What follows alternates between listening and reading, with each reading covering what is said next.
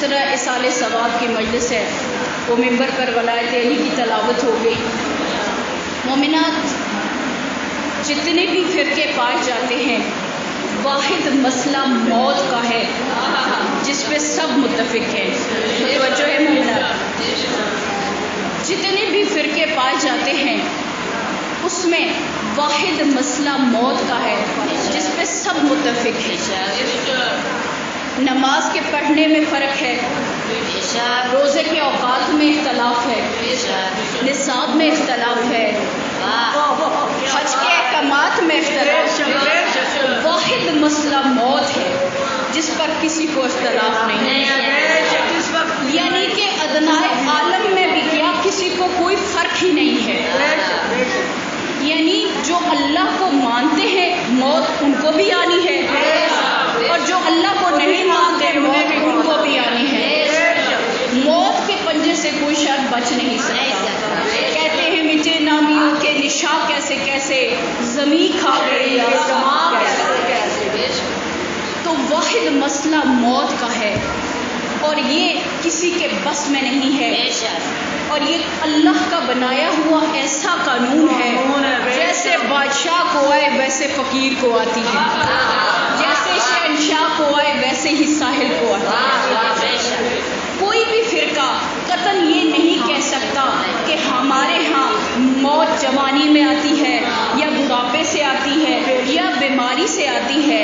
ہر ایک اس بات پہ متفق ہے کہ موت امر ہے اور ہر حال میں آنی ہے. موت کا کوئی وقت مقرر نہیں ہے، موت کی کوئی ٹائمنگ نہیں ہے کب پورا ہو جائے. لیکن علی ولی اللہ پڑھنے والوں کا عقیدہ پھر مختلف ہے. علی ولی اللہ پڑھنے والوں کا عقیدہ پھر مختلف ہے.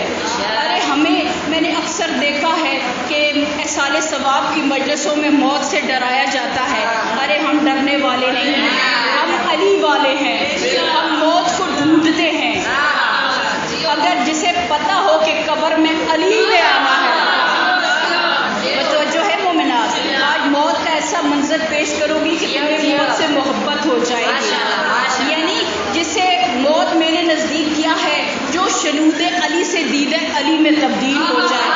یعنی جسے ساری زندگی سنتے آئی ہو اس کا دیدار کرو، اسے موت کہتے ہیں. علی کے نام سے طوفان خوف کھاتے ہیں، علی کے نام سے طوفان خوف کھاتے ہیں. جنہیں یقین نہیں ہوتا وہ لوگ ڈوب جاتے ہیں.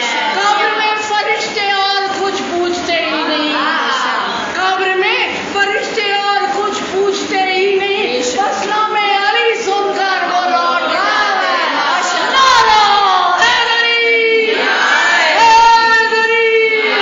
علی مولا کی عزت پہ لاکھ صلوات ہیں.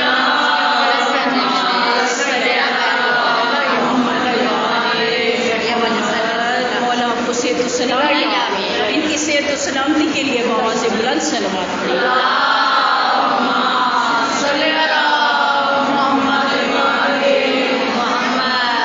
جسے پتہ ہو قبر میں علی نے آنا ہے، ہمیں موت سے نہیں ڈر لگتا.